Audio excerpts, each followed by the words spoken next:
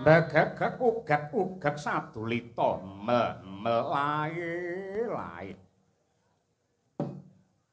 Layak to layak prenjak inggan terjagune do tarung.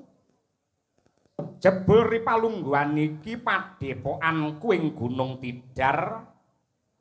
Kerawan pendhita pepethingan sing biyen nate dadi senopati ingkang linuwih.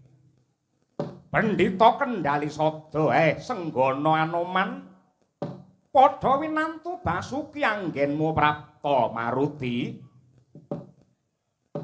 Kawula ninggih Kyai Badranaya.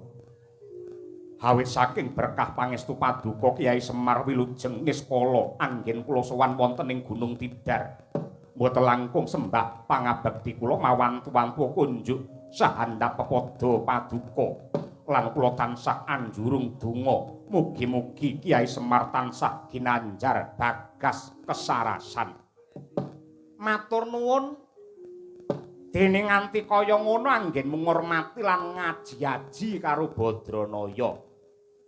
Ora mung waras secara lahir, muga-muga warasku nganti tekan batin.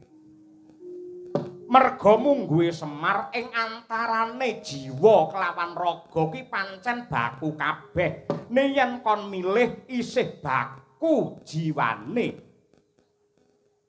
Nadyan to upamane wujudmu mung rewanda seta kabeh ngerti lamun to Anoman kuwi kethek. Neng nadyan to wujudmu kuwi kethek, gandeng budi pekertimu ki apik. Sajroning ragamu ana ati, atimu ki becik, ora neh ramoka, kowe tansah kinurmat dening pepadaning umat. Mula wong ki aja sok kegiwang karo endahing gebyar tata lair, ning do edana karo babakan ingkang mapan ana batin. Merga nadyan kaya ngapa lan kepiye, njaba karo jero kuwi tetep larang sing ning jero. Contone kaya anakku Gareng kae, yen disawang jabane ora mbejaji, mripate kira, tangane ceko, sikile gejik, angger ngangge beskap mesti kegeden. Yen nyiter paribasane blangkon ya padha kancane, gandeng girong meksa digawe beda Gareng kuwi. Apa ana kok girong bintang tamu ya apa ana? Nadyan to Gareng iki sarwa cacat ning gandeng atine apik, atine resik, jerone kuwi luhur, ora neh ramokal. Darane ing Madukara sing jenenge Raden Arjuna tansah tresna marang si Gareng kuwi mau. Dadi njaba karo jero kuwi isih larang jero. Gong, nun. Piye pendapatmu ngendikane Kakek Semar ki piye? Betul. Ya ngono kuwi, njaba karo jero yen kanggone Bagong aku condong aku rumaja karo ngendikane Bapak Semar isih larang jero. Contone. Conto sing enek nang kene sing gampang ditampa ae. Kowe lek nyawang sinden kae to? Iya. Sinden ki ngangge jarik. Jarike nggene ning jaba apa ning jero? Ya genah ning jaba. Lah iya, regane jarik pira? Pol-pole 200 nganti tekan 300. Saiki aku tak takon, jerone jarik apa entuk dituku 300?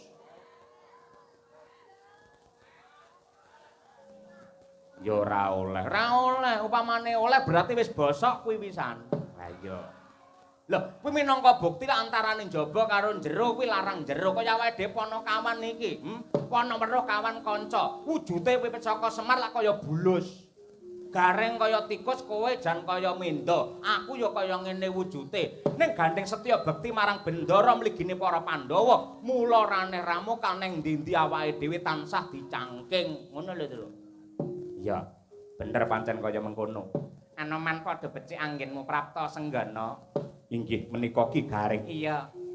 Inggih Wilujeng Niskala niring Sambikala. Ki Gareng lak nggih sami wilujeng. Tansah ginanjar bagas kewarasan. Dikepenak ning nggone lungguh Anoman. Inggih Ki Petruk pangraos boten kirang prayogi anggen kula sowan. Dipenak ning nggone pinarak ya Man. Inggih, Ki Bagong mboten kirang setunggal menapa. Anoman.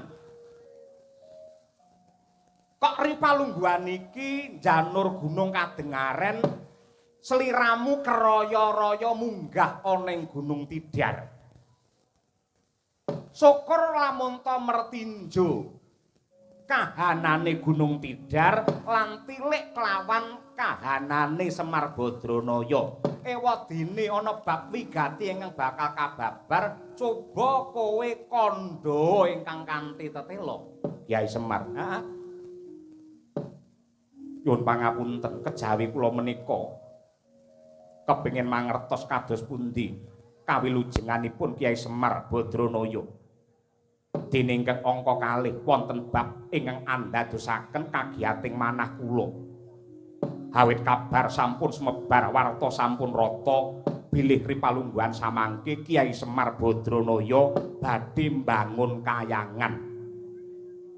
Mongko adat ingkang sampun marambah makaping-kaping menawi jengandika menika mbangun kayangan ingkang dipun bangun menika Karang Kadempel king menapa kok sakmangke salin wujud mbangun wujudipun Gunung Tidar menika tegesipun kados pundi. Nadyan kula pribadi nggih sampun mangertos bangun kayangan menika mboten secara wadak, mboten kok blegeripun kemawon ning kedah bangun moral budi pekerti ingkang hanjok dumateng becik ing tumindak lan apik ing kelakuan. Ning kenging menapa kok ingkang dipun bangun ing Gunung Tidar mriki. Kalilan kula cumadong dawuh. Hanjrah ingkang puspita rum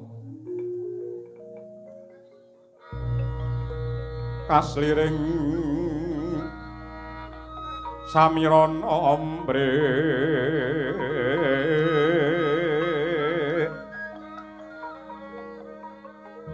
kemah ripah lo jinawi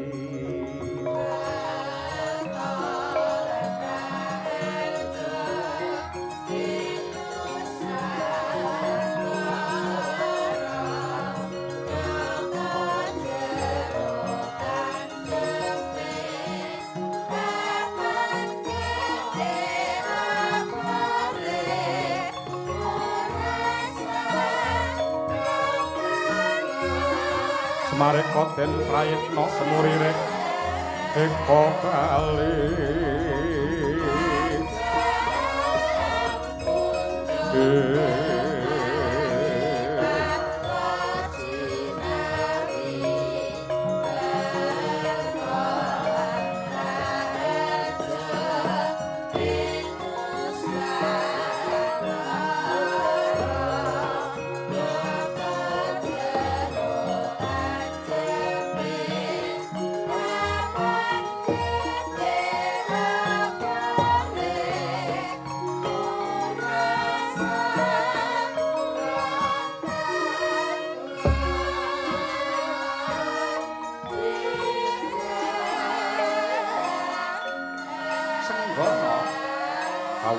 wonten timbalan ngadhawuh Kyai Badranaya.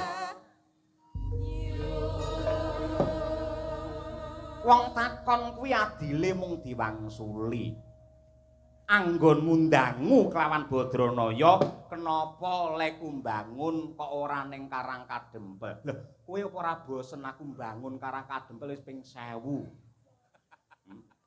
Yo gentinggon saiki mapan ana ning Gunung Tidar. Ngopo ta sebabe sing tak pilih kok Gunung Tidar? Mergo iki punjere tanah Jawa. Sing dumunung ana tengahe tanah Jawa ki ya mapan ana ing Gunung Tidar. Lan merga saka pengasih Hyang Agung, Gunung Tidar iki dadi papan ingkang kebak sejarah magepokan kelawan tumangkare agama kang pungkasan. Permara reh mangoswamyong ambrengeng kadhi karunaning kaswase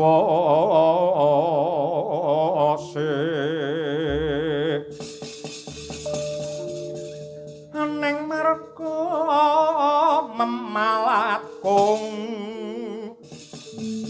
wong riseng gonta Astrat mojo leng-leng lalu hangulati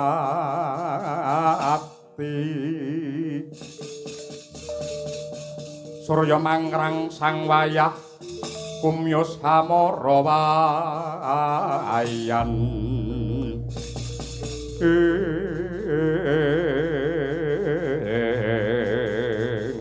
aduh Kyai Badranaya saya bingung raosing manah kulanggen kulanggerba ingkang dados pangandika paduka Gunung Tidar menika ngemu sejarah ingkang agung tumrap tumangkaring agama pungkasan iya nah men wijang men gamblang Tripalungguhan iki tak critakake lelakone Semar nalika semana ketemu kelawan sing jenenge Syekh Subakir muga-muga crita iki bisa dadi kaca Brenggala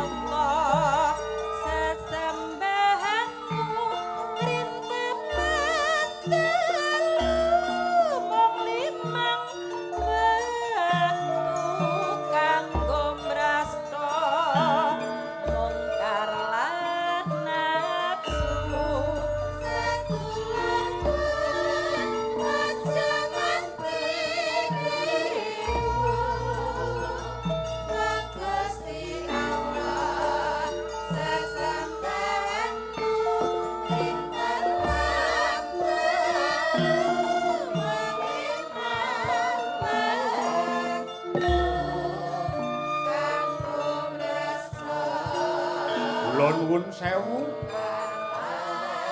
wonten piyayi ingkang kepareng minggah wonten ing Gunung Tidar mriki nitik saking ageman utawi busananipun menika sanes tiyang Jawi kalilan kula pun ismaya nderek tepang gladi wanuh jeng ngandika menika sinten Kisana Nuwun sewu, Kyai Ismaya. Dipun tepangaken nami kula Syekh Subakir utawi jangkepipun Sayyid Samsudin Al-Bakir saking negari Ngerum Tanah Busroh. Tanah Busroh menika pundi? Mapan wonten sakleripun bumi Arab. Lah kok tebih saking mrika dumugi mriki wonten wigatos menapa Syekh Subakir? Nuwun sewu. Blaka suta kemawon kula rumaos marem ningali kawontenan ing tanah Jawi. Hawanipun ingkang adhem, buminipun ingkang subur, tetanduran ingkang ngrembuyung, toya bening ingkang turah-turah. Dereng gunung geni ingkang muntahaken lahar nanging boten dados bencana malah wedi lan watu ingkang medal saking wadu ing gunung dados kanugrahan tumraping agesang. Lah bab menika benten sanget kalian wewengkon kula ing tanah Busroh ingkang buminipun menika cengkar langka toya hawanipun panas. Rekaos pados sandang tedha rina wengi mung bengkerengan rina wengi mung geger anane mung perang ingkang boten wonten kendhatipun mila beja bejanipun titah menika ingkang gesangipun mapan wonten ing tanah Jawi mriki inggih sainggih leres ingkang dados dawuh dika mila rinten dalu para kawula ing Gunung Tidar mriki tansah kula dherekaken ngaturake panuwun sarta manembah kalian Gusti ingkang Maha Agung awit kamirahan kanugrahan ingkang sampun dipun paringaken. Kyai Semar, kados pundi? Malah wonten bab ingkang saya ndadosaken kagiyating manah kula. Ing wewengkon tanah Jawi mriki antawisipun manungsa kalian gandarwa saged kempal manunggal tur kawis tingal guyub rukun katingal menawi condong ing raos golong ing batos menika elok sanget Ki Ismaya tegesipun sedaya makhluk ing Gusti menika pancen kedah samat sinamadan daya dinayan sarta ngagungaken raos tresna asih dumateng sedaya para titah. Inggih, Syekh leres. Pancen kados mekaten menika budayanipun tiyang Jawi lan bab menika sampun lumampah sawetawis dangu. Lah, sakmangke nuwun sewu kalilan kula nyuwun dawuh dumateng jengandika Syekh Subakir tebih saking negari Ngerum jengandika rawuh wonten ing Gunung Tidar kejawi nyambung pesederekan menapa wonten wigatos sanes ingkang badhe kadhawuhaken. Kyai Ismaya nyuwun pangapunten yektosipun waleh-waleh menapa kula ngambah tanah Jawi jumujuk wonten ing Gunung Tidar menika mundi dawuhipun Kanjeng Sultan Al-Gabah ing Rum supados nyebaraken agami pungkasan ing tanah Jawi mriki. Mangke rumiyin menapa sebabipun kok agami sampeyan badhe mangsebarke teng mriki mongko tiyang mriki sampun anggadhahi tata cara manembah piyambak naminipun agami Kapitayan. Kapitayan menika agamane wong Jawa.